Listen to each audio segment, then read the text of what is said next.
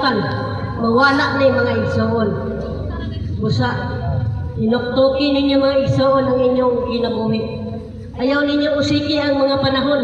Nakadawag mo sa pulong sa Ginoo, ayaw itaw ninyong isalikway. Ikinasing-kasing ninyo, hunahunaan ninyo ang inyong kaluwasan.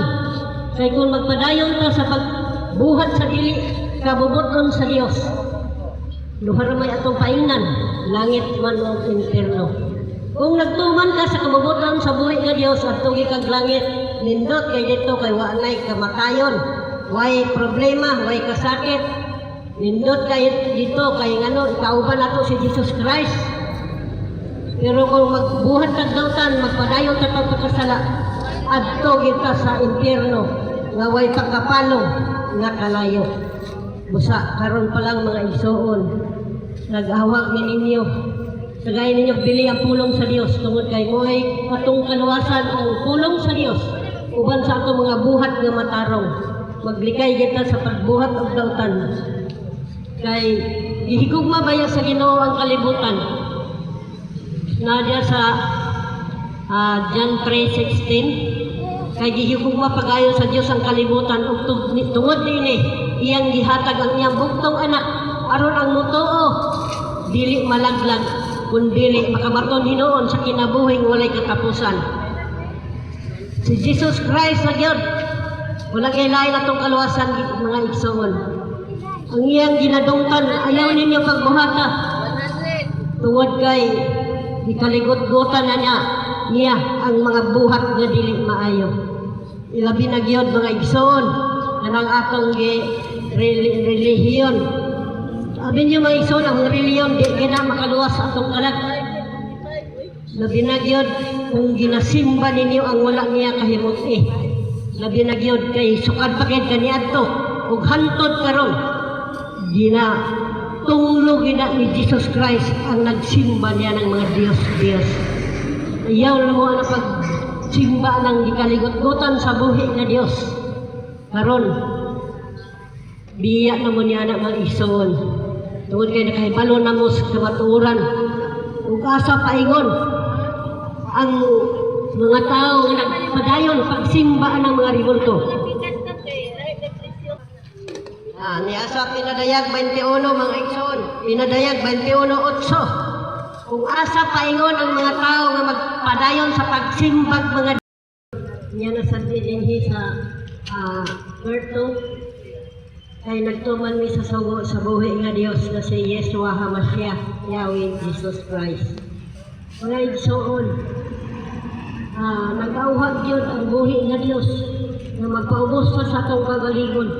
Doon ka sa buhi nga Dios tungod kay siya lang ang atong kaluwasan, si Jesus Christ na gyud mga igsoon.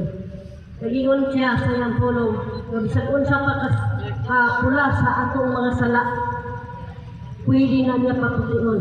Basta doon na kay kasing-kasing nga mapausanon, mahinulsulon, ug motoo nga siya ang buhi nga Dios, ang gamhanan nga Dios nga mao ang kaluwasan. Wala di kita maluwas mga igsoon kung dili ka makigrelasyon kan Jesus Christ. Sa atong batunan, ang atong tiguhaon, ang atong kagalingon, makulit dito kang Jesus Christ. Makigrelasyon kita kan Jesus Christ mga igsoon. Tungod kay kung dili ka makigrelasyon kan Jesus Christ, wala kaluwasan nga mahitabo. Kung magsampit lang ka pero Ginoo, kinsa nga Ginoo ang iyong ginasampit. Busa sa pag-abot sa panahon, pag-abot sa rapsyon, mamukbok ang mga tao sa ilang lughan, tungod kay nabilin naman sila nining ibabaw sa kalibutan.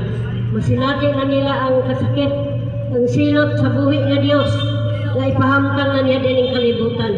Sa karon pa lang mga igsoon, auhagon ko kamo nga pagpaubos kamo sa inyong kagalingon, pag hinulsol kamo sa inyong mga sala, ug doon kamo kang Jesus Christ, tungod kay siya lang atong kaluwasan.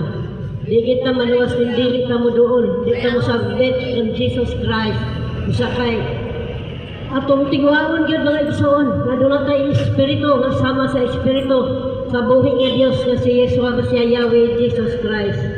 Kay pag-abot sa rapture mga igsoon, Kung kinsa tong mga tao nga dunay sama sa Espiritu ni Jesus Christ, iyan ang paglasakahon. Iyan ang i-rapture. Magnet na niya dito sa taas. Kaya doon na kamay kasing Espiritu nga sama sa Espiritu ni Jesus Christ. Kato lamang ang dunay Espiritu nga sama sa Espiritu ni Jesus Christ. Kung saan man nato pagbaton, na may sama ta sa matay Espiritu nga sama kang Jesus Christ. Ang ato lang buhaton mga igsoon, surrender nato atong kagalingon nato sa buhi nga Dios nga si Jesus Christ. Ug mubiya kita sa pagkakasala mga igsoon.